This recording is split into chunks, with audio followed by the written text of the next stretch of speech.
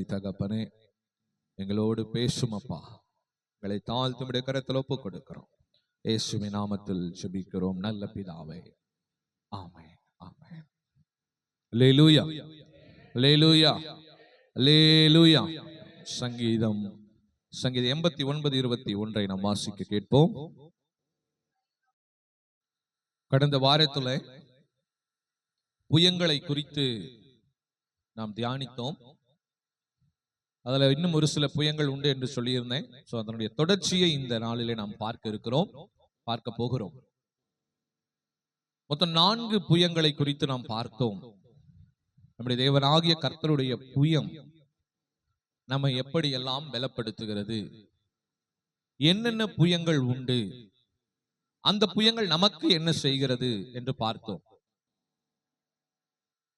இப்பொழுது கடந்த வாரத்தில் பார்த்த புயங்களை நாம் சற்று சிந்தைக்கு கொண்டு வந்துவிட்டு பிற்பாடு புதிய புயங்களை நாம் இப்பொழுது பார்ப்போம். கடந்த வாரத்தில் நாம் பார்த்த புயங்கள், முதலாவது புயம் என்ன புயம்? கரெக்டா சொல்லுங்க. மகத்துவமான புயம். ஆங்கிலத்தில் கிரேட்னஸ் ஆஃப் ஆர்ம்ஸ். சரிங்களா? கிரேட்னஸ், மகத்துவமான புயம். நம்முடைய வாழ்க்கையில மகத்துவம், அதாவது பெரிய பெரிய காரியங்களை செய்யும். நீங்களும் நானும் எதிர்பார்க்காத அளவிற்கு பெரிய காரியங்களை செய்கிற புயம் தான் மகத்துவமான புயம் என்று பார்த்தோம். அல்லேலூயா. the greatness of arms. இரண்டாவதாக என்ன புயம் பார்த்தோம்? ஓங்கிய புயம், stretched arms, stretched out arms. ஓங்கிய புயம். என்னது? ஓங்கிய புயம், stretched out arms. ஓங்கிய புயம் இந்த ஓங்கிய புயம் இல்ல. ஓங்கிய புயம்னா என்னது? இதா, இது. சரிங்களா? கன்ஃபியூஸ் ஆயிடக்கூடாது. ஓங்கிய புயம் கொண்டு நம்மை காக்கிற கர்த்தராக இருக்கிறார். அல்லேலூயா. ஒண்ணும் இல்ல, யாராவது அடிக்க வராங்க, குழந்தை இப்ப வந்து அப்பா அடிக்க வராங்கன்னா அம்மா என்ன பண்ணுவாங்க? வராத வராத, போ போ போ அப்படிம்பாங்களா? என்னதான் தப்பு செஞ்சிருந்தாலும் அப்பா அடிக்கிறாங்க, அம்மா கிட்ட ஓடி வரா குழந்தை அப்படின்னா என்ன ஆகும்? என்ன பண்ணுவாங்க? என்ன பண்ணுவாங்க? சரி 2 அடி வாங்கிக்கோம்பாங்களா? ஐயோ அப்படின்னு அந்த கைய போட்டு அப்படியே அணைச்சு அப்படியே ஓரமா இப்படி திரும்பிடுவாங்க. எக்ஸ்பீரியன்ஸ் இருக்கா யாராவதுக்கு? இல்ல அப்பாவோ இல்ல அம்மாவோ யாராவது ஒருத்தர், இல்ல நம்ம வீட்டுல நம்ம அம்மா அப்பா 2 பேருமே அடிக்க வரும்போது, நம்ம வீட்டுல யாராவது சொந்த பந்தமோ, சித்தியோ சித்தப்பா அத்தையோ மாமாவோ இல்ல வெளியிருந்து யாராவது நண்பர்களோ வரும்பொழுது என்ன பண்ணுவாங்க? என்ன பண்ணுவாங்க? அப்படியே டக்குன்னு கைய உள்ள போட்டு அப்படியே அணைச்சு அப்படியே திருப்பிடுவாங்க. அல்லேலூயா. அதான் ஓங்கிய புயம், stretched out arms. ஆண்டவருடைய ஓங்கிய புயம் கொண்டு நம்மை காக்கிற தேவனாய் இருக்கிறார். அல்லேலூயா. பிசாசினுடைய காரியங்களுக்கு, எல்லா தீங்கு தீமைகள் நாச மோசங்களுக்கு, இந்த மனிதர்களுடைய பொல்லாத கிரியைகளுக்கு எல்லாவற்றிற்கும் ஓங்கிய புயம் கொண்டு நம்மை காக்கிற கர்த்தராய் இருக்கிறார். ஒரே சொல்லுவோமா? ஆமென். மூன்றாவது என்ன புயம் பார்த்தோம்? நித்திய புயம். நித்திய புயம் என்றால் எவர்லாஸ்டிங் ஆர்ம்ஸ். நித்தியமாய் நம்மை காக்கிற கர்த்தராய் இருக்கிறார். அல்லேலூயா. அவருடைய பலன் நித்தியமாய் நமக்கு இருக்குது. இன்னைக்கு நாளைக்கு இல்ல. நீங்க என்னைக்கு தேவ சமூகத்துல உட்கார்ந்தாலும் அவருடைய பலன் உங்களுக்குள் ஊடுருவும். ஒரே சொல்லுவோமா? அவருடைய பலன் உங்களுக்குள்ள என்ன பண்ணும்? ஊடுருவோம். நீங்க எப்ப பலவீனப்பட்டாலும் சரி, நீங்க எப்ப சுகவீனப்பட்டாலும் சரி, எவர் லாஸ்டிங், அழியாத நித்திய புயம் உங்களோடு எப்பொழுது இருக்கும். அல்லேலூயா. நீங்க பலவீனப்பட்டாலும் அவருடைய புயம் உங்களை பலப்படுத்தும். ஒரே சொல்லுவோமா? நீங்க வீக் ஆனாலும் அந்த புயம் என்னைக்குமே என்ன ஆகாது? வீக் ஆகாது. நீங்க வீக் ஆகிற நேரத்துல உங்களை ஸ்ட்ரென்தன் பண்ணுகிற ஒரே புயம், நித்தியமா இருக்கிற ஒரே புயம். அல்லேலூயா. அதனால பலவீனங்களை குறித்து என்ன பண்ண தேவையில்லை, கவலைப்படணும்னு அவசியம் இல்லை. நித்திய புயம் நமக்கு ஆதாரமா இருக்கிறது என்று நாம் பார்த்தோம். அல்லேலூயா. நான்காவது மீட்கும் புயம், redeemed arms. நம்மை மீட்டெடுக்கிற புயம். நம்ம எப்பப்பெல்லாம் கீழே விழுகிறோமோ அப்பப்பெல்லாம் கையை தட்டி சிரிக்கிற கரம் அல்ல, கையை கொடுத்து தூக்குகிற கரம். ஒரு சொல்லுவோமா? நாம் விழுகிற வேளையிலே, நாம் ஏதாவது சூழ்நிலையிலே நாம் விழுகிற வேளையிலே நம்மை பார்த்து கரங்களை தட்டி சிரிக்கிற புயம் அல்ல, கரத்தை தொட்டு கரத்தை பிடித்து தூக்கி எடுக்கிற புயம். அல்லேலூயா. அதுதான் மீட்கும் புயம். அல்லேலூயா. ரிடீம்ட் ஆர்ம்ஸ், விடுதலை தருகிற புயம். தமிழ்ல மீட்கும் புயம், ஆங்கிலத்துல ரிடீம்டு, விடுதலை தருகிற புயம். நம்ம எந்த சூழ்நிலையில இருந்தாலும் அந்த சூழ்நிலையில உடனுக்குடனே நமக்கு என்ன கிடைக்கும்? என்ன கிடைக்கும்? ஆமா, எல்லாருக்கும் கிடைக்கும், விடுதலை கிடைக்கும். எப்பேற்பட்ட மோசமான கட்டுக்குள்ள இருந்தாலும் உடனுக்குடனேயாக அவருடைய புயம், மீட்கும் புயம் நம்மை மீட்டெடுக்கும். ஒரு சொல்லுவோமா? ஆமென். தொடர்ந்து 5வதாக சங்கீதத்தின் புஸ்தகம் 79வது அதிகாரம் 11வது வசனத்தை ஒருவர் சத்தத்தை உயர்த்தி நாம் வாசிப்போம். 79:11. கட்டுண்டவனுடைய பெருமூச்சு உமக்கு முன்பாக வரட்டும், கொலைக்கு நியமிக்கப்பட்டவர்களை உமது புய பலத்தினால் உயிரோடே காத்தருளும். ஒரு சொல்லுவோமா? இந்த வசனத்தை நல்லா பாருங்க, நல்லா பாருங்க. கட்டுண்டவனுடைய பெருமூச்சு உமக்கு முன்பாக வரட்டும், கொலைக்கு நியமிக்கப்பட்டவர்களை உமது புய பலத்தினால் உயிரோடே காத்தருளும். சரி, இங்க என்ன புயம்?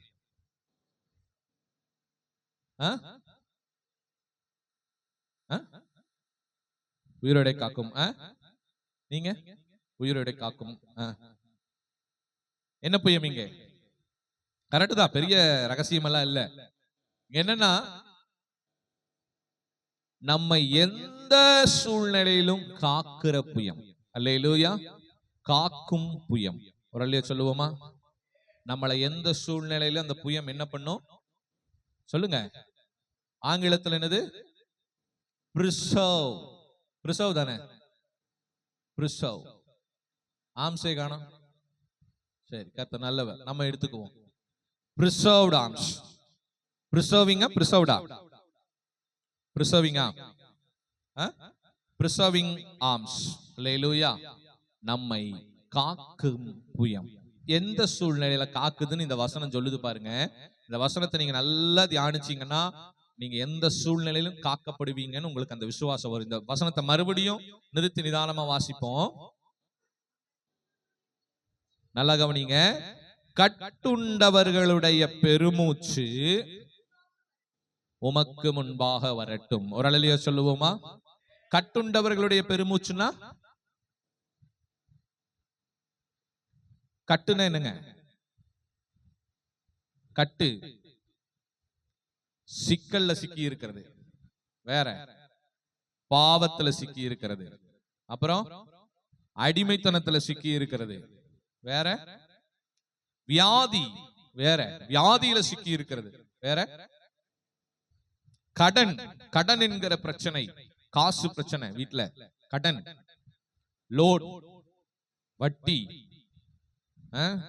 மற்றும் நிறைய காரியங்கள், கடன் என்கிறதான கட்டு வேற, வேற கட்டுகள், சத்துருவால் வருகிற கட்டு, பிசாசின் கட்டு, பிசாசின் கட்டு வேற, சாபம், சாபத்தின் கட்டு, வம்சாவளியா எத்தனை சத்தியம் சொன்னாலும் அந்த சாபத்துக்குள்ள இருக்கவனால விடுதலையாகி வரவே முடியாது. அந்த சாப கட்டுகள் எல்லாவற்றையும் உடைக்கிற தேவன். அல்லேலூயா. வேற ஏதாவது கட்டு இருக்கா? வறுமை என்கிற கட்டு, தரித்திரம் என்கிற கட்டு, சம்மர் கட்டு வேற, கம்பர் கட்டு, பாவம், சாபம், வறுமை, அப்புறம் நோய், பிசாசு, பிள்ளி சூனிய கட்டு, செய்வினை கட்டு. கர்த்தர் பாருங்க, நீங்க இந்த கட்டுகள்ல எதுல இருந்தாலும் சரி, இப்பொழுது புதிதாக செல்போனில் கட்டு, செல்போன் கட்டு, அந்த செல்போனை வச்சுக்கிட்டு அதுல மூழ்கி இருக்கிற ஒரு கட்டு.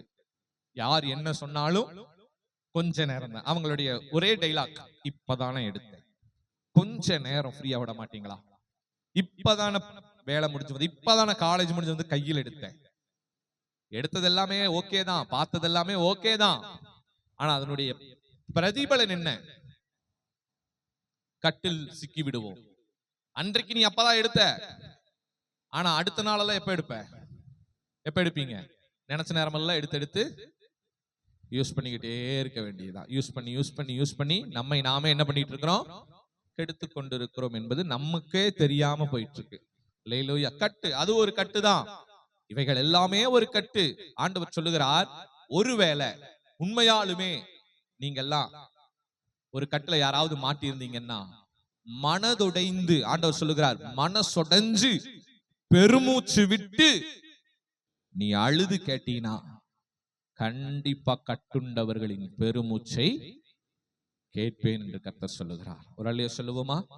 ஒருவேளை உண்மையாலுமே இப்படிப்பட்ட ஏதாவது கட்டுகளில் நீங்கள் இருப்பீர்கள் என்று சொன்னால், நீங்கள் மனதுருகி பெருமூச்சு விட்டு தேவ சமூகத்துல நீங்கள் ஜெபிக்கும் போது கண்டிப்பா கர்த்தர் என்ன பண்ணுவாரு?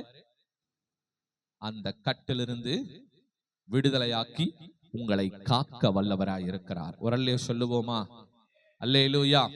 ஒருவேளை நீங்க நினைக்கலாம், சரி இந்த கட்டிலேயே நான் இருந்தேன்னா என்ன ஆவேன்? இப்படிப்பட்ட கட்டுகள்லயே வருட கணக்குல நான் இருக்கிறேன், என்ன நடக்கும்? பாவக்கட்டு, நோய்க்கட்டு, சாபக்கட்டு, பிசாசு கட்டு, வறுமையின் கட்டு, இந்த கட்டுகள்லயே கடைசி வரைக்கும் நான் காலத்தை ஓட்டுறேன் அப்படின்னா என்ன நடக்கும்?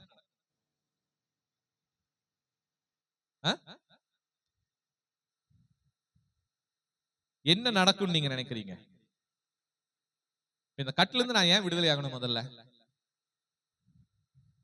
ஏதோ கடன்ங்கிற கட்டுல விடுதலை ஆகணும் ஒரு அர்த்தம் இருக்கு, சரி, அதுக்கு மனசு நிம்மதியா இருக்கு. மத்த கட்டுகள்ல இருந்தெல்லாம் நான் ஏன் விடுதலை ஆகணும்? இப்ப எத்தனை பேர் விடுதலை ஆகி வாழ்றாங்க இந்த உலகத்துல? எத்தனை பேர் விடுதலை இன்னும் ஆகாம இருக்கிறாங்க? விடுதலை ஆனவர்கள் சிலர் தான். இன்றைக்கு நீங்க வீடுகள் எடுத்துட்டீங்கன்னா, நீங்க இங்க ஏன் முன்னாடி சந்தோஷமா உட்கார்ந்துட்டு இருக்கீங்க, ஆனா ஏதோ ஒரு விஷயத்துல உங்க வீட்டுல நீங்க வருத்தத்துல தான் இருக்கிறீங்க. உங்க மனசுக்குள்ள ஒரு வருத்தம் இருக்கும், ஏதோ ஒரு விதத்துல ஒரு வருத்தம் இருக்கும். அது கடன் பிரச்சனையாவும் இருக்கலாம், வியாதியாவும் இருக்கலாம், சாபக்கட்டா இருக்கலாம், பாவக்கட்டா இருக்கலாம், செல்போன் கட்டா இருக்கலாம், பிள்ளைகளா பிள்ளைய பேச்ச கேட்காம இருக்கிற கட்டா இருக்கலாங்கிற, பிள்ளைகள் மூலியமா பிரச்சனை, ஏதோ ஒரு கட்டு காலாகாலத்துக்கு இது வந்துகிட்டே இருக்கு. இன்னைக்கு வரைக்கும் இது என் குடும்பத்தை விட்டோ இல்ல என்னை விட்டோ போகல நீங்க நினைச்சு ஃபீல் பண்றீங்களா? பண்ணலாம். எதற்கு இந்த கட்டுல இருந்து நம்ம விடுதலை ஆகணும் சொல்லுங்க? எதற்காக விடுதலை ஆகணும்? யார் கரெக்டா சொல்றீங்கன்னு பார்க்கலாம். எதற்காக இப்படிப்பட்ட கட்டிலிருந்து நாம் விடுதலை ஆக வேண்டும்?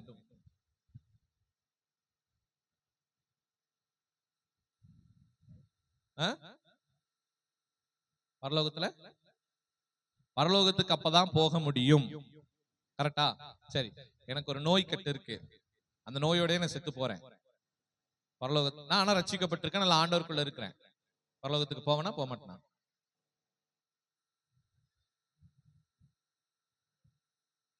கரெக்ட். மெயின் எதற்கு கட்டில இருந்து நம்ம விடுதலை ஆகணும்னா, நீங்க ஆண்டவரை முழு மனசா தரிசிக்கணும்னாலே அந்த கட்டிலிருந்து வெளியே வந்தா தான் முழு மனதா தரிசிக்க முடியும். சொல்லுவோமா? கட்டுக்குள்ள கடைசி வரைக்கும் இருக்கிற வரைக்கும் ஒரு பெயர் கிறிஸ்தவர்களாக மட்டுமே நம்மால் வாழ முடியுமே ஒழிய, ஒரு ஆவிக்குரிய முழுமையான கிறிஸ்தவர்களாய் நம்மனால என்ன பண்ண முடியாது? சொல்லுங்க, வாழ முடியாது. கட்டுனால என்னதான்? அதுதான் உங்க வாழ்க்கையில ரொம்ப மேலிடத்தை பிடிச்சிட்டு இருக்குது. கட்டுனா என்னதுங்க? That is the thing which is first place in your life. அது உங்க வாழ்க்கையில முதல் இடத்தை பிடிச்சிட்டு இருக்கு. அந்த நோயோ, அந்த வியாதியோ, அந்த சாபமோ, அந்த பாவமோ, அந்த எந்த கட்டுல நம்ம மாட்டி இருக்கிறோமோ அதுதான் நம்ம வாழ்க்கையில எந்த இடத்தை பிடிச்சிருக்கோம்? முதல் இடத்தை பிடிச்சிருக்கோம். அதுவா ஆண்டவரான்னு பார்க்கும்போது எதுக்கு ஃபர்ஸ்ட் நம்ம கொடுப்போம்? அந்த கட்டுக்கு தான் ஃபர்ஸ்ட் என்னமோ. ஏன்னா அதுக்கு பேர் தான் கட்டு. அது நம்மளை விட்டு போக மாட்டேங்குது. ஆண்டவருக்கு நம்ம என்ன பண்ண முடியல? முதலிடம் அதனால கொடுக்க முடியாது. நீங்க நினைச்சாலும் அது கொடுக்க முடியாது. நல்ல செல்போன் பார்த்துக்கும் போது புடுங்கிட்டு போய் ஜாம் பண்ணுன்னு சொல்லி பாருங்க குழந்தைகளுக்கு. என்ன பண்ணுவாங்க? ரொம்ப கடினமாயிருவாங்க. பேரண்ட்ஸ் நல்ல போன் பேசிட்டு இருக்காங்க, போதும் பேசுனது கொடுங்க, போய் ஜாம் பண்ணுங்கன்னா விட்டுருவாங்களா? நீ யாரு என்னை கேட்கற? போ வெளியே முதல்ல. ஒரே வார்த்தையில முடிச்சிருவாங்க.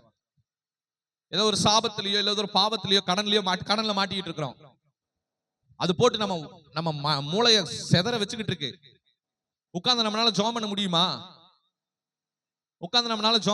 அந்த கடன் பிரச்சனையில இருந்து அந்த நினைவுகளோட உட்கார்ந்து நம்மளால என்ன பண்ண முடியாது? ஜெபம் பண்ண முடியாது. அந்த கட்டுக்குள்ள இருக்கிற வரைக்கும் நம்ம விடுதலை பெறவே முடியாது. ஆண்டவரை விடுதலையாய் ஆராதிக்கவே முடியாது. ஆராதிப்போம், ஜெபிப்போம், சர்ச்சுக்கு வருவோம், எல்லாமே okay. It is all for the namesake. எல்லாம் ஒரு சும்மா சொல்லுவாங்க, பேருக்குன்னு சொல்லுவாங்க, அந்த மாதிரி எல்லாம் சும்மா ஒரு பெயருக்கு செய்யலாம். உட்கார்ந்து ஒரு 1/2 மணி நேரம் ஜெபம் பண்ணலாம், 1/2 மணி நேரம் பைபிள் படிக்கலாம், அதெல்லாம் மேட்டர் இல்ல. கட்டிலிருந்து வெளியே வந்தாதான் தேவனை தரிசிக்க முடியும். ஒரு அல்லையா சொல்லுவோமா? கட்டுகளிலிருந்து வெளியே வந்தாதான் முழுமையாய் தேவனை தரிசிக்க முடியும். கடன் இருக்கிறவன் சர்ச்சுக்கு வரவாங்க, ஜெபம் பண்ணுவாங்க, இல்லைன்னு சொல்ல முடியுமா?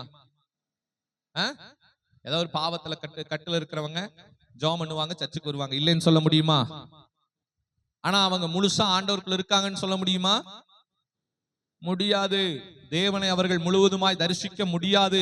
அதற்கு காரணம் தேவன் அல்ல, அவர்கள். நாம் தேவனை தரிசிக்க முடியாதபடிக்கு நம்மிடத்தில் உள்ள சில கட்டுகள் நம்மை கட்ட வைத்திருக்கிறது.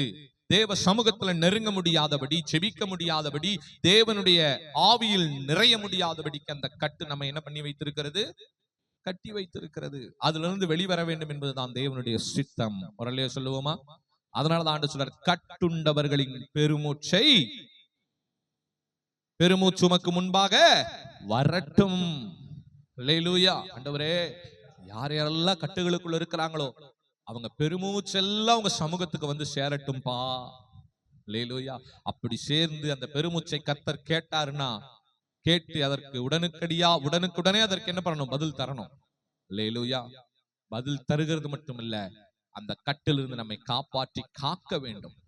நல்லா புரிஞ்சுக்கங்க, கட்டிலிருந்து காப்பாற்றப்படுறது மட்டும் மேட்டர் இல்ல, தொடர்ந்து என்ன பண்ணப்படணும்?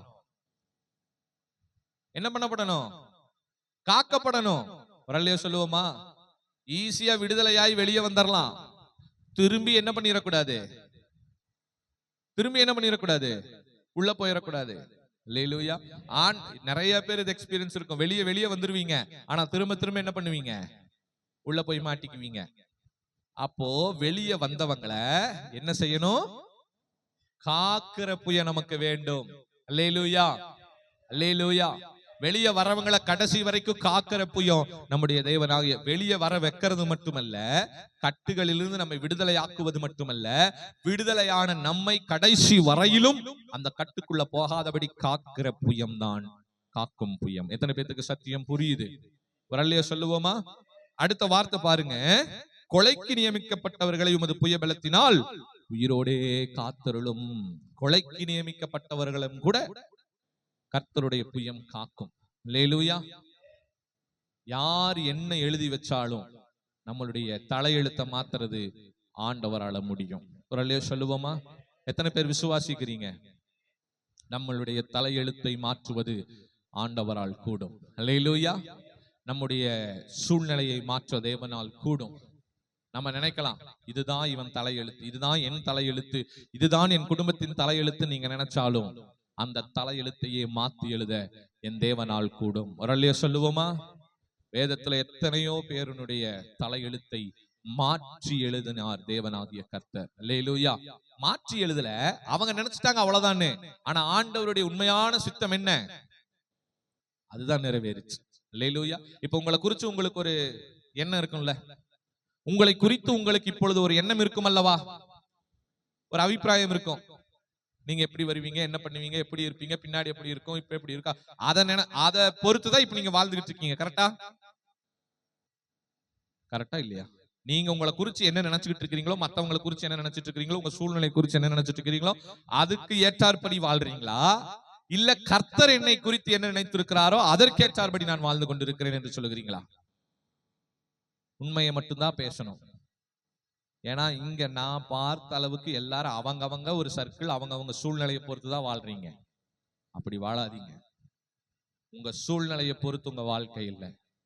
உங்களுக்குள்ள இருக்கிற விசுவாசத்தையும் உங்களுக்குள்ள இருக்கிற ஆண்டவரையும் பொறுத்துதான் உங்க வாழ்க்கை. வரலையா சொல்லுங்க. அல்லேலூயா. கொலைக்கு நியமிக்கப்பட்டவர்களையும் விடுதலையாக்கும் தேவனுடைய புயம். அல்லேலூயா. கொலைக்கு நியமிக்கப்பட்டவர்களையும் என்ன பண்ணுமாமா? அவன் தலையெழுத்தே மாத்தி விடுதலையாக்கும். நீங்க அதனால நீங்களே உங்க தலையெழுத்து எழுதாதீங்க. அல்லேலூயா.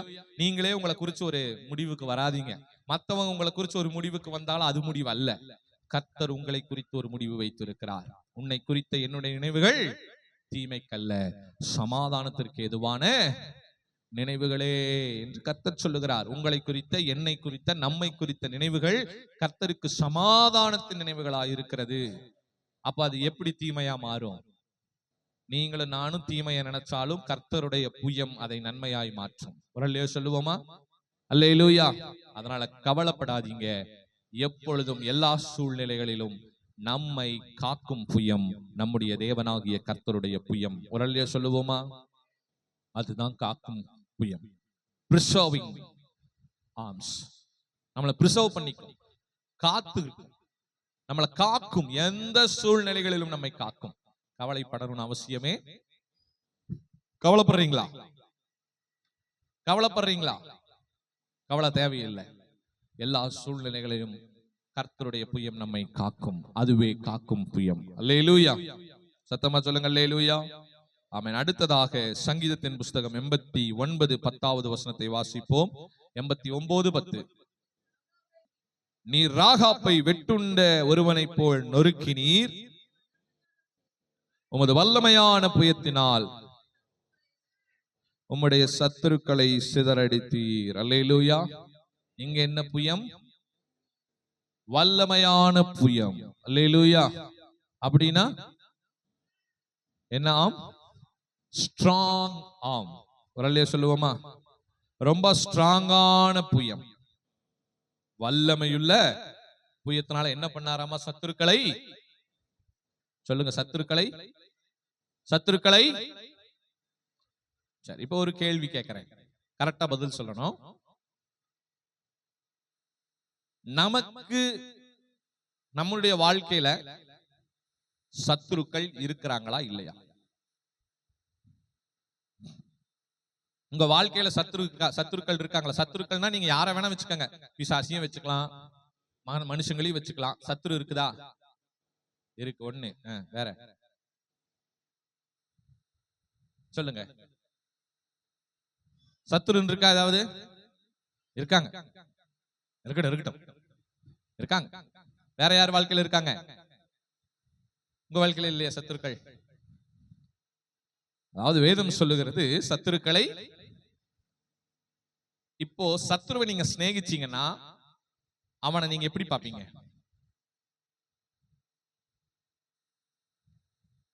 நீங்க சத்துரு இருக்குன்னு சொன்னீங்கல்ல, நிறைய பேர் சொல்லாமையே மனசுக்குள்ள வச்சுட்டு இருந்தீங்க. சொன்னா தம்பி ஏதாவது சொல்லுவாப்ல, அதனால 2 பேர் மட்டும் தைரியமா சொல்லிட்டாங்க. மித்த பேரெல்லாம் தைரியம் இல்லாம அப்படியே மனசுக்குள்ளே வச்சுட்டாங்க. அதுக்கு ஏதாவது மறுபடியும் கவுண்டர் ஏதாவது சொல்லுவாரு, அதனால அவரு சொல்றதையே கேட்போன்னு உட்கார்ந்துருக்கீங்க. கர்த்தர் நல்லவர்.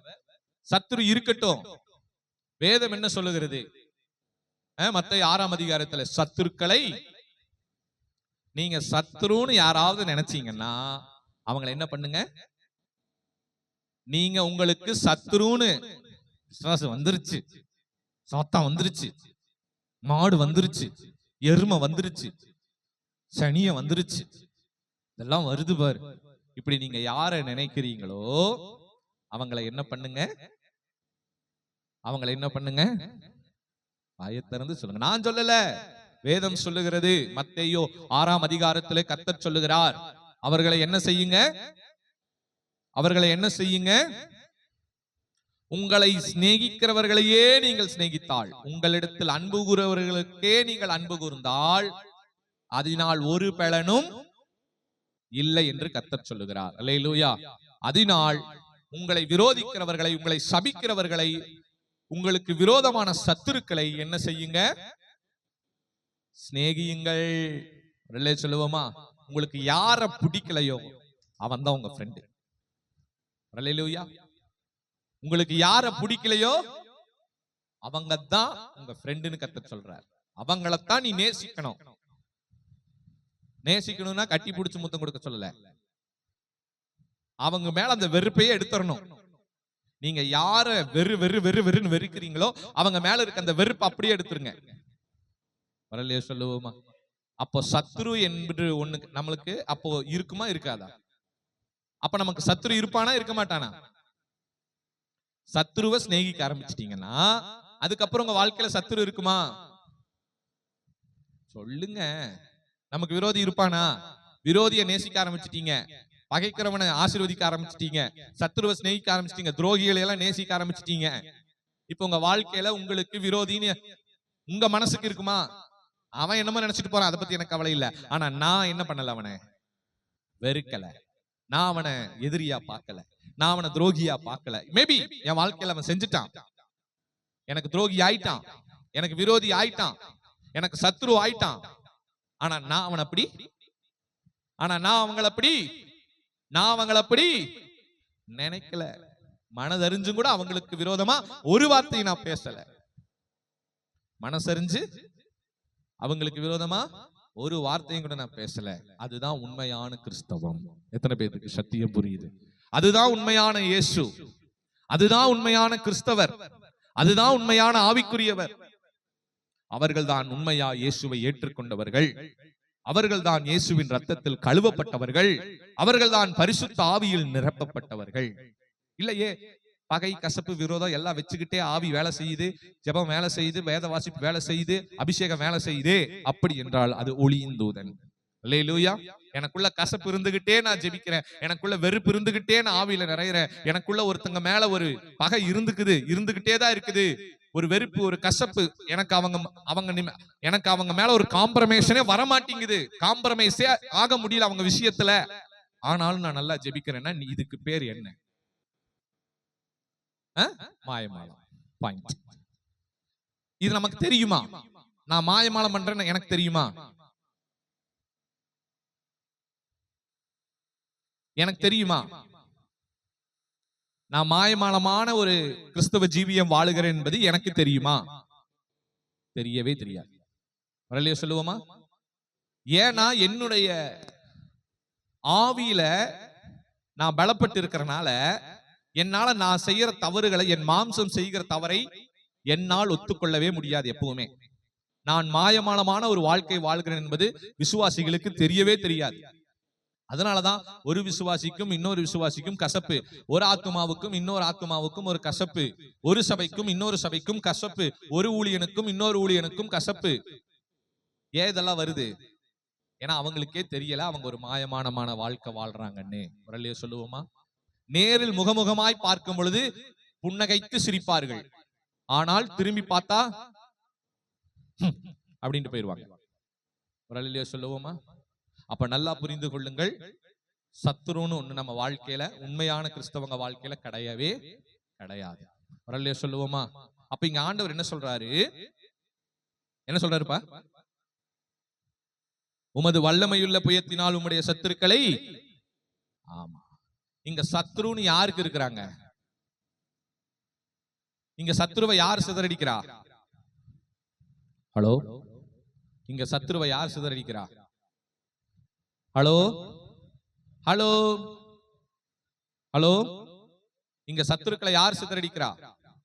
அப்ப சத்ரு யாருக்கு தான் இருக்கிறாங்க? யாருக்கு இருக்கிறாங்க? சத்ரு யாருக்கு இருக்கிறாங்க? யார் சிதறடிக்கிறா? அப்ப அது யாருக்கு சத்ரு? கர்த்தருக்கு சத்ரு. வரலையே சொல்லுவோமா? சத்துருக்களை சிதறடிக்கிறது யாரு? கர்த்தர். அப்ப கர்த்தருக்கு தான் யார் இருக்கிறா? சத்துரு இருக்கு. அப்ப உங்களுக்கு எனக்கு யார் கிடையாது. அதனாலதான் ஆண்டவர் சொல்றாரு, யுத்தம் யுத்தம் யுத்தம் கர்த்தருடையது, நீ சும்மா இரு, உனக்காக நான் யுத்தம் செய்வேன். அப்ப என்ன சொல்ல வராரு? நீ எல்லாத்துக்கிட்டையும் சமாதானமா போயிரு, உனக்கு என்ன பிரச்சனையோ யாருகிட்ட பிரச்சனையோ அத நான் பாத்துக்கிறேன். வரலையோ சொல்லுவோமா? என்னைக்கு நீங்க ஒருத்தங்களை சத்துருவா நினைக்கிறீங்களோ அப்ப நீங்க கடவுளாயிருவீங்க. என்னைக்கு நீங்க ஒருத்தங்களை விரோதியா நினைக்கிறீங்களோ அப்போ நீங்க என்ன ஆயிருவீங்க? கடவுளாயிருவீங்க. சத்துரு, விரோதி, பகைவன், இதெல்லாம் பழிவாங்குதல், இதெல்லாம் யாருக்குரியது? கர்த்தர். அப்ப நீங்களும் நான் என்ன செய்யணும்? நீங்களும் நான் என்ன செய்யணும்? இல்ல சும்மா இருக்க கூடாது, அதுக்கு முன்னாடி இன்னொன்னு இருக்கு. ரெண்டும் ஒண்ணுதான். அதுக்கு முன்னாடி இன்னொன்னு இருக்கு. ஜெபம் என்ன பண்ணணும்? கர்த்தருக்குள்ள சும்மா கடைசி வரைக்கும் சும்மாவே தான் இருப்பீங்களா? என்ன செய்யணும்?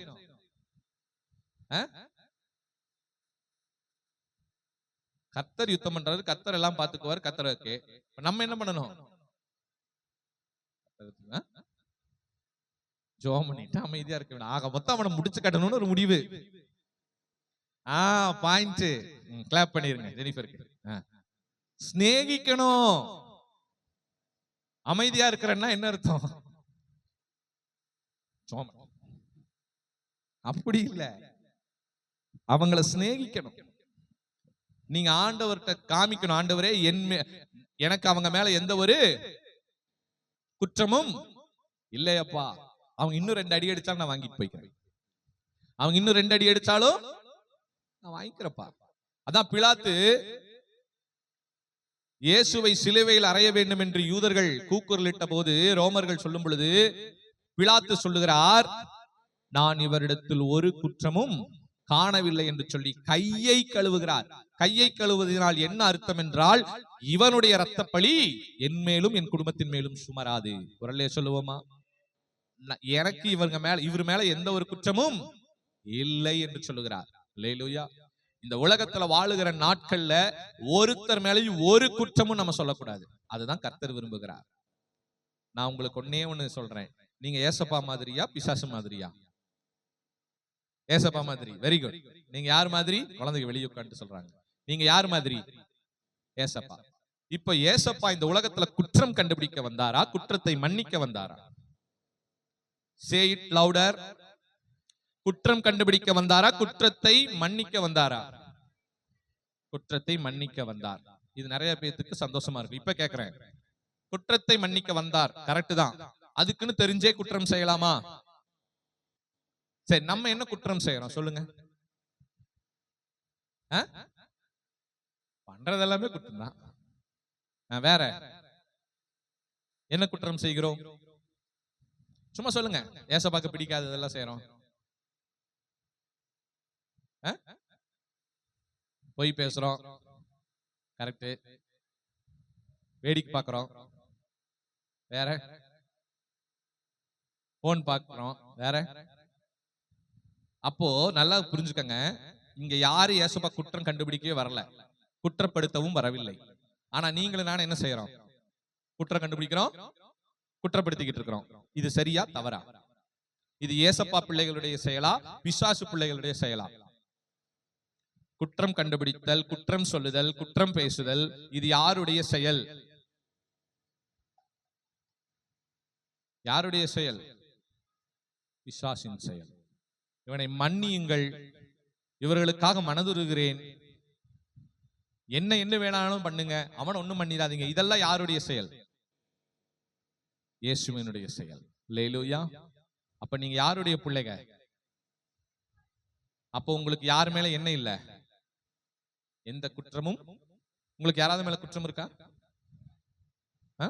இவங்க அவங்க அவங்க கொஞ்சம் மன வருத்தம் இல்ல, அதாவது சொல்லக்கூடாது, அவங்க ரொம்ப டீப்பா, ஐயோ ஆண்டோட பிள்ளை என்ன கொஞ்சம் மன வருத்தங்க, கடைசிக்கு என்ன சொல்ல முடியுமோ அதை சொல்லிட்டு போயிடணும். அல்லேலூயா. எந்த மன வருத்தமும் யாரு மேலையும் இருக்கவே கூடாது. அல்லேலூயா. எல்லாம் கர்த்தர் பார்த்துக் கொள்ளுவார். உடனே கர்த்தர் பார்த்துக் கொள்ளுவார்னு ஆப்பார், ஸ்தோத்திரம் ஸ்தோத்திரம் ஸ்தோத்திரம் அப்படின்னு போக கூடாது. ஆண்டவரே மன்னியும் அப்படிதான் சொல்லணும். பிதாவே இவர்களுக்கு நாங்கள் செய்கிறது. உண்மையாலுமே ஒருத்தன் இயேசுவை அண்டர்ஸ்டாண்ட் பண்ணிட்டான்னா அவன் கண்டிப்பா தப்பு செய்ய மாட்டான். எத்தனை பேருக்கு சத்தியம் புரியுது? உண்மையாலுமே நீங்க ரட்சிக்கப்பட்டவன் ரட்சிக்கப்படாதவன் எல்லாம் டிவைட் பண்ணாதீங்க. சர்ச்சுக்கு வரவங்க, சர்ச்சுக்கு வராதவங்க, ஜெபிக்கிறவங்க, அப்படியெல்லாம் டிவைட் பண்ணாதீங்க. நான் சொல்ற டிவிஷன்ல பண்ணுங்க. ஒரே டிவைட் தான். ஒருத்தன் இயேசுவை சரியா புரிஞ்சுக்கிட்டான்னா அவன் தப்பு செய்ய மாட்டான். ஒருத்தன் புரிஞ்சுக்கலைன்னா அவன் தப்பு பேசுவான். குரல்ல சொல்லுவோமா? மறுபடியும் சொல்றேன், ரட்சிக்கப்பட்டவன் ரட்சிக்கப்படாதவன், சரியா சர்ச்சுக்கு வரவன் சர்ச்சுக்கு வராதவன், பைபிள் படிக்கிறவன் பைபிள் படிக்காதவன், ஊழியக்காரன் விசுவாசி, இப்படி எல்லாம் செப்பரேட் பண்ணாதீங்க. இப்படி செப்பரேட் பண்ணி தான் மண்டைக்குள்ள நிறைய குப்பையை சேர்த்து வச்சிருக்கீங்க. அப்படி செப்பரேட் பண்ணாதீங்க, இப்படி செப்பரேட் பண்ணுங்க. இவன் இன்னும் இயேசுவை புரிஞ்சுக்கல அப்படின்னு போயிட்டே இருக்கணும், அவ்வளவுதான். உண்மையா இயேசுவை புரிஞ்சுக்கிட்டவங்க எப்படி இருப்பாங்க? பொறுமையா, அன்பா, விட்டு கொடுத்து, யாரையும் தப்பு சொல்லாம அவங்க பாட்டுக்கு போயிடுவாங்க. ஒரு சொல்லுவோமா? சத்தமா சொல்லுவோமா? அப்ப என்ன அர்த்தம்? அந்த இடத்துலதான் இயேசு கிரியை செய்கிறார். அல்லேலூயா. அந்த இடத்துலதான் ஆவியானவர் கிரியை செய்கிறார். அல்லேலூயா. அப்போ வல்லமையுள்ள கரம் நம்ம என்ன பண்ணுகிறது? எல்லா சத்துருக்களிடமிருந்து நம்ம விடுவிக்கிறது, சத்துருக்களை சிதறடிக்கிறது. சொல்லுவோமா? நீங்க ரொம்ப கவலைப்பட வேண்டாம். உங்க வாழ்க்கையில எவ்வளவு பெரிய பிரச்சனையா இருந்தாலும், எவ்வளவு பெரிய பிசாசு சத்துரு மனுஷங்களுடைய போராட்டம் இருந்தாலும், நீங்க சிநேகிச்சுட்டு போயிருங்க. யுத்தம் கர்த்தருடையதாய் மாறி வல்லமையுள்ள புயம் அங்கே வேலை செய்யும். வரலையே சொல்லுவோமா? யுத்தம் முத்துச்சுன்னா வல்லமையுள்ள கரம் இறங்க ஆரம்பிச்சிடும். அல்லேலூயா. பகை முத்துச்சுன்னா வல்லமையுள்ள கரம் கிரியை செய்ய ஆரம்பிக்கும். அல்லேலூயா. கசப்பு முத்தும் பொழுது வல்லமையுள்ள கரம் கிரியை செய்யும். வல்லமையுள்ள கரம் கீழே இறங்கி வரும் பொழுது உங்க மேல எந்த குற்றத்தையும் அந்த கரம் பார்க்க கூடாது. வரலையே சொல்லுவோமா? வல்லமையுள்ள புயம் பூமிக்கு இறங்கி வந்து அது பழி வாங்கும் போது நம்ம இடத்துல எதையும் என்ன பண்ணக்கூடாது? எந்த குற்றத்தையும் அது பார்க்க கூடாது. அல்லேலூயா. ஒண்ணும் இல்ல, சிம்பிளா உங்களுக்கு ஒரு எக்ஸாம்பிள் சொல்றேன். தலைச்சன் பிள்ளை சங்காரம் தெரியுமா? எத்தனாவது வாத? எத்தனாவது வாத? ஒரே ஒரு ரூல் தான் போடுறாரு. என்ன ரூல் போடுறாரு? ஏசப்பா ஆண்டவர் ஒரே ரூல் போடுறாரு. என்னது? ஆட்டை வெட்டு, ரத்தத்தை நிலைக்கால என்ன பண்ணு? பூசு. எவன் வீட்டுல நிலைக்கால ரத்தம் பூசப்படலையோ சங்காரதுன்னு அவன் வீட்டை முடிச்சிருவான். அவன் வீட்டுல இருக்கிற முதல் பிள்ளை என்ன பண்ணிடுவான்? தூக்கிடுவான். இது இஸ்ரவேலர்களுக்கும் பொருந்தும். ஒரு சொல்லுவோமா? ஈவன் ஒரு உதாரணத்துக்கு சொல்றேன். ஒருவேளை யாராவது எகிப்தியருடைய வீடுகளின் நிலைக்கால்கள்ல ரத்தம் பூசப்பட்டு இருந்துச்சுன்னா சங்காரதன் கொன்றுப்பாரா? கொண்டிருக்க மாட்டாரா? கொன்றுப்பாரா? கொண்டிருக்க மாட்டாரா? கொண்டிருக்க மாட்டாரா? ஏன்னா அவருக்கு போட்ட ஒரே ரூல் என்னதான்? எந்த நிலைக்கால்கள்ல கதவுகள்ல நீ ரத்தத்தை பார்க்கலையோ அந்த வீட்டுல நீ என்ன பண்ணிரு? தலைச்சன் பிள்ளைய சங்காரம் பண்ணிரு. ஒருவேளை எவனாவது எகிப்தியன் அதை விசுவாசித்து அவனும் ஒரு பலி செலுத்தி அவனும் தன்னுடைய நிலைக்கால்கள் அதை செஞ்சிருந்தான்னா கண்டிப்பா அவனோட பிள்ளை காப்பாற்றப்பட்டிருக்கும். வரலையே சொல்லுவோமா? இல்ல ஏதாவது ஒரு இஸ்ரவேலன் அதை விசுவாசிக்காமல் மோசையினுடைய பேச்சை கேட்காமல் ரத்தத்தை பூசாமல் போயிருந்தால் அவன் வீட்டிலும் அந்த தலைச்சன் பிள்ளை சங்காரம் நடந்திருக்கும். வரலையே சொல்லுவோமா? அதனால வல்லமையுள்ள புயம் பூமிக்கு வந்துச்சுன்னா அது நல்லவன் கெட்டவனை மட்டும்தான் பார்க்கும். அல்லேலூயா. இங்க நம்ம டீப்பா எது நியாயம் எது அநியாயம்னு பார்க்காது. நல்லா மறுபடியும் சொல்ற, புரிஞ்சுக்கங்க. நியாய அநியாயம் எல்லாம் இங்க தேவையே இல்ல. கிறிஸ்துவுக்குள்ள நியாய அநியாயம் கிடையாது, நல்லவன் கெட்டவன் மட்டும்தான் இருக்கு. அல்லேலூயா. கிறிஸ்துவுக்குள்ள என்ன கிடையாது? நியாய அநியாயம் எல்லாம் பேசவே கூடாது. நல்லது கெட்டது, அவ்வளவுதான். நான் அடிக்கடி சொல்லுவேன், good is always good, bad is always bad. குட்ட எந்த பேட் சிச்சுவேஷனுக்கு பயன்படுத்தக்கூடாது, எந்த பேடையும் எந்த குட் சிச்சுவேஷனுக்கும் பயன்படுத்தக்கூடாது. ஒரு அல்லையா சொல்லுவோமா? கெட்டது எப்பொழுதும் கெட்டது, நல்லது எப்பொழுதும் நல்லது. எந்த நல்லதையும் கெட்ட சூழ்நிலைகளை பயன்படுத்தக்கூடாது, எந்த கெட்டதையும் நல்ல சூழ்நிலைகள்ல பயன்படுத்தக்கூடாது. இதுக்கு உதாரணம் ஏதாவது வேணுமா? நான் ஜாலியா இருக்கேன், தண்ணி அடிக்கலாமா? நல்லாதான் இருக்கிறேன், ஆனா கெட்டதை என்ன பண்ணக்கூடாது? நான் நல்லவன் தான், நான் ஜாலியா இருக்கேன்னு சொல்லிட்டு என்ன பண்ணிக்கூடாது? கெட்டதை செஞ்சிடக்கூடாது. கெட்டவன் தான், அதுக்குன்னு நான் என்னதான் உதவிகள் செஞ்சாலும் கெட்டவன் என்னைக்குமே கெட்டவன் தான், மாறாது. ஒரு சொல்லுவோமா? சரியா? எல்லாருமே ஃபார் எக்ஸாம்பிள் உங்களுக்கு சிம்பிளா சொன்னா, நீங்க பொலிட்டீஷியன்ஸ் எல்லாம் எடுத்துக்கங்க. அவங்க நிறைய நல்லதுகளும் செய்யறாங்க. உண்மையா பொய்யா? உண்மையா பொய்யா? அதுக்கு நல்லவங்களாயிருவாங்களா? நல்லவங்களாயிருவாங்களா? they are doing good. நல்லது செய்வதனால் அவர்கள் நல்லவர்களா? அவர்கள் ஏதோ நல்லது செய்கிறார்கள், அவ்வளவுதான். ஆனா அவன் நல்லவன் இல்ல, அதை புரிஞ்சுக்கணும். The character gives the good and bad. அல்லேலூயா. அவர்களுடைய எதுதான் பேசும்? நல்லது கெட்டத கேரக்டர் தான் பேசும். அல்லேலூயா. நீ நல்லது செய்யறனால நீ நல்லவன் கிடையாது. கெட்டவன் நல்லது செய்யறனால கெட்டவன் நல்லவன் ஆகிறது கிடையாது. நல்லவன் சில நேரங்கள்ல கெட்டது செய்வான். என்ன கெட்டது செய்வான்? ஏதாவது செய்வான், அதுவும் அது நல்லதாகாது. ஒரு அல்லையா சொல்லுவோமா? அதுவும் கெட்டதுதான். கெட்டதை நல்லதுக்கு பயன்படுத்தக்கூடாது, நல்லதை கெட்டதுக்கு பயன்படுத்தக்கூடாது. ரெண்டுமே நல்லதா இருக்கணும். பாசிட்டிவ் பாசிட்டிவ் தான் பாசிட்டிவ். உடனே பிசிக்ஸ்ல இருக்கிற மாதிரி பிளஸ் பாசிட்டிவ் நெகட்டிவ் சேர்ந்தா நெகட்டிவ், நெகட்டிவ் நெகட்டிவ் சேர்ந்தா பாசிட்டிவ் வருது, அந்த ஃபார்முலா மட்டும் கிடையாது. அல்லேலூயா. அதனால தெளிவா புரிந்து கொள்ளணும். எல்லாமே பாசிட்டிவா இருக்கணும். அல்லேலூயா. அப்பதான் பரலோகத்துக்குள்ள என்ட்ரி ஆக முடியும். சரிங்களா? சோ அதனால பார்வைக்கு நல்லவர்களாய் வாழ்வது வாழ்க்கை அல்ல. பேருக்கு நல்லது செய்வதால் நல்லவர்களாக முடியாது. இங்க நியாய அநியாயம் கிடையாது. நல்லவங்க கெட்டவங்க. ஆண்டவருடைய பிள்ளைகள் எப்படி இருப்பாங்களோ அப்படிதான். ஆண்டவருடைய பிள்ளைகள் இல்லாதவர்கள் எப்படி இருப்பார்களோ அப்படித்தான். அல்லேலூயா. சோ வல்லமையுள்ள புயம் இறங்குச்சுன்னா அது யார் யார் இந்த இடத்துல செய்ய முடியுமோ அதை செய்யும். அல்லேலூயா. அது நமக்காக யுத்தம் செய்யும். அல்லேலூயா. கடைசியான ஒரு புயம், டைம் ஆயிடுச்சு. சங்கீதம் 98:1 வாசிச்சு முடிச்சிடலாம். கடைசி புயம் 98:1.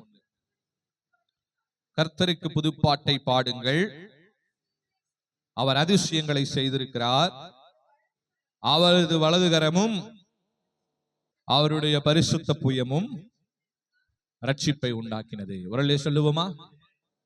இங்க என்ன புயம் இருக்கிறது? என்ன புயம்?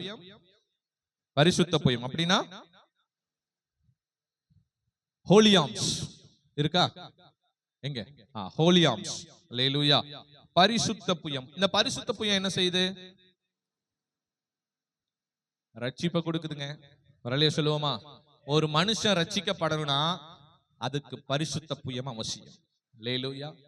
ஒரு மனுஷன் ரட்சிக்கப்படணும்னா அதுக்கு என்ன முக்கியம்? ஆமா, பரிசுத்த இல்லாதவங்க ஒரு மனுஷனை ரட்சிப்புக்குள்ள வழி நடத்தவே, நீங்க தலைகீழ நின்னாலும் எந்த மனுஷனை ரட்சிப்புக்குள்ள வழி நடத்த முடியாது. ஆண்டவருடைய பரிசுத்த புயம் இறங்கி வரும் பொழுது ரட்சிக்கப்படாதவனும் கூட என்ன பண்ணப்படுவான்? ரட்சிக்கப்படுவான். உரல்லையே சொல்லுவோமா? ஆண்டவர் சகேயுவினுடைய வீட்டுக்கு வந்தார். பரிசுத்தர். அவன் அசுத்தம் தான் சகேயு. ஆனா என்ன நடந்துச்சு? பரிசுத்த புயம் அந்த இடத்துல இறங்குச்சு. சகேயுவுக்கு என்ன கிடைச்சது? ரட்சிப்பு கிடைத்தது. அல்லேலூயா.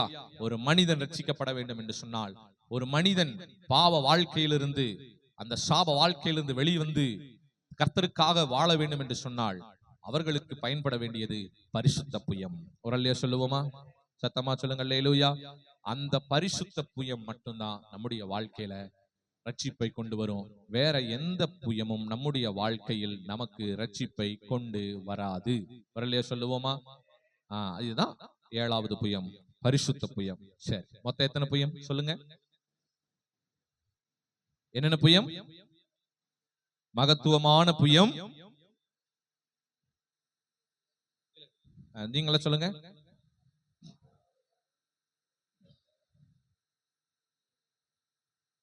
நித்திய புயம். அடுத்த வெளியே வருவேன். மீட்கும் புயம், காக்கும் புயம், வல்லமையான புயம். கிளாஸ கவனிக்கிறதே இல்லை. கிளாஸ நல்லா கவனிச்சா தான் சென்டம் எடுக்க முடியும். சரிங்களா? எந்த கிளாஸ கவனிக்கிறீங்களோ இல்லையோ, வேலைக்குன்னா மாடு மாதிரி உட்கார்ந்து அந்த செல்போன் எடுத்து அந்த லேப்டாப் எடுத்துட்டு, எனக்கே பார்த்தா சிரிப்பா இருக்கும். என்னடா பைத்தியக்காரன் மாதிரி இந்த லேப்டாப்லயே உட்கார்ந்துட்டு இருக்காங்க அப்படின்னு இருக்கும். ஏன்னா ஒரு வேலை, ஒரு காசு கிடைக்குது. வேலைக்கு போனா காசு கிடைக்குது. அந்த வேலையில அவ்வளவு ஆர்வத்தை காட்டுகிறோம், அந்த படிப்புல அவ்வளவு ஆர்வத்தை காட்டுகிறோம். ஆனா வசனத்தை சொன்னா, வசனத்தை கேட்டா, செய்தியை திருப்பி கேட்டா திருத்துருவென்று முழிக்கிறோம். அல்லேலூயா. இதுல நோட்ஸ் எடுத்தா பரலோகம் போயிடலாம். உலகத்துல வேற எதை கத்துக்கிட்டாலும், எதை நோட்ஸ் எடுத்தாலும் எங்க போக முடியாது. நீங்க கற்றுக்கொண்ட படிப்பு, செய்கிற தொழில், வைத்திருக்கிற சொத்து, இந்த 3 வச்சுக்கிட்டு பரலோகம் போக முடியுமா? நீங்கள் கற்றுக்கொண்ட படிப்பு, செய்கிற தொழில், வைத்திருக்கிற சொத்து, இந்த 3 வச்சுட்டு பரலோகம் போக முடியுமா? ஏன் போக முடியாது? ஏன் போக முடியாது? ஏன் போக முடியாது? மேல அளவு பண்ண மாட்டாங்க. கரெக்ட் தான். அதெல்லாம் மேல அளவு கிடையாது. ஏன்னா அங்கெல்லாம் நிறைய இருக்குது. இதை விட நிறைய படிப்பு, இதை விட நிறைய சொத்து, இதை விட நிறைய பணம், வேலைகள் அங்க இருக்கு. இதெல்லாம் ஒரு பொருட்டையில் ஆண்டவருக்கு. இங்க செய்யற எது நம்மளை பரலோகத்துக்கு கூட்டிட்டு போகும்? இங்க நீங்க செய்கிற பயபக்தியான கிறிஸ்தவ வாழ்க்கை தான் உங்களை எங்க கூட்டிட்டு போகும்? எங்க கூட்டிட்டு போகும்? இந்த பூமியில் வாழுகிற பயபக்தியான கிறிஸ்தவ வாழ்க்கை மட்டுமே உங்களை பரலோகம் சேர்க்கும். பணமோ, பட்டமோ, பதவியோ, ஆஸ்தியோ, அந்தஸ்தோ, படிப்போ எங்க கூட்டிட்டு போகாது. சரி, இப்ப 2வது ஒரு கொஸ்டினோட முடிக்கிறேன். ஆனா நம்ம எதை தான் கான்சென்ட்ரேட் பண்றோம்? ஆனா நம்ம வாழ்க்கையில எதை தான் கான்சென்ட்ரேட் பண்றோம்? எது நம்மளை பரலோகத்துக்கு கூட்டிட்டு போகாதோ அதுலதான் அதிக நேரங்களையும் காலங்களையும் நம்ம செலவழிக்கிறோம். உங்களுக்கு நான் சொல்றது புரியுதா லேடிஸ்? கவனிக்கிறீங்களா? எது நம்மளை பரலோகம் கூட்டிட்டு போகாது? நாம எதுல அதிக நேரங்களை செலவழிக்கிறோமோ அது நம்மை எங்கே கூட்டி செல்லாது. ஆனால் நாம் எதில் அதிக நேரம் செலுத்தவில்லையோ அதுதான் எங்க கூட்டிட்டு போகும். அதுதான் எங்க கூட்டிட்டு போகும்? பரலோகம் கூட்டிட்டு போகும். இப்ப நீங்க எதுல அதிக நேரத்தை செலவழிக்க போறீங்க? ஆமா, ஆண்டவருக்குள்ள அதிக நேரத்தை செலவழிங்க. மறுபடியும் சொல்றேன், பெருமைக்காக வாழாதீங்க, பணத்துக்காக வாழாதீங்க, படிப்புக்காக வாழாதீங்க, வேலைக்காக வாழாதீங்க, குடும்பத்துக்காகவும் வாழாதீர்கள். அல்லேலூயா. ஏசப்பாக்காக வாழ கற்றுக்கொள்ளுங்கள். அதான் வேதம் சொல்லுது, என் கை அவனுடைய உறுதியாய் இருக்கும், என் புயம் அவனை பலப்படுத்தும். அவர்தான் நம்மை உறுதியாய் காக்கிறவர், அவர்தான் நம்மை பலப்படுத்துகிறவர், அவர்தான் கடைசி வரைக்கும் நமக்கு. அல்லேலூயா. வேற யாருமே நமக்கு வரமாட்டாங்க, வேற எதுவுமே நமக்கு வராது கடைசி வரைக்கும். அல்லேலூயா. கடைசி இந்த உலகத்திலே ஆகட்டும் பரலோகத்துக்காகட்டும் கடைசி வரைக்கும் நம்ம கூட வர்றது ஒரே ஒருத்தர் தான். யாரு? ஏசப்பா. அவரோடு நேரங்களை செலவழிங்க, அவருக்காக நேரங்களை செலவழிங்க, அவருக்காக உங்கள் உடைமைகளை கொடுங்க, அவருக்காக உங்களுடைய காணிக்கைகளையும் பணத்தைகளையும் நீங்க கொடுக்கலாம், அவருக்காக உங்கள் நேரத்தை கொடுக்கலாம், அவருக்காக உங்க பலத்தை கொடுக்கலாம், அவருக்காக நீங்க என்ன வேணா கொடுக்கலாம். எத்தனை பேருக்கு சத்தியம் புரியுது? வேற யாருக்காகவும் எதுக்காகவும் இந்த உலகத்துல நீங்க கொடுத்தீங்கன்னா ஒரு பிரயோஜனமும் இல்லை. அல்லேலூயா.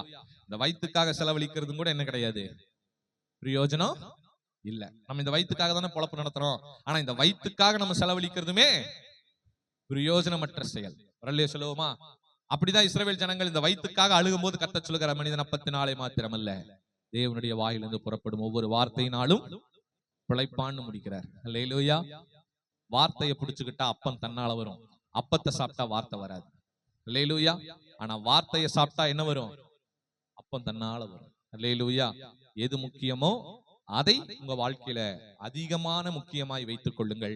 எது முக்கியம் இல்லையோ பரலோக ராஜ்யத்திற்கு அதை சைடா வச்சுக்கோங்க, மெயினா வச்சு மாட்டிக்காதீங்க வாழ்க்கையில. வரலையே சொல்லுவோமா? நம்ம எல்லாரும் எழுப்பி நிற்போம்.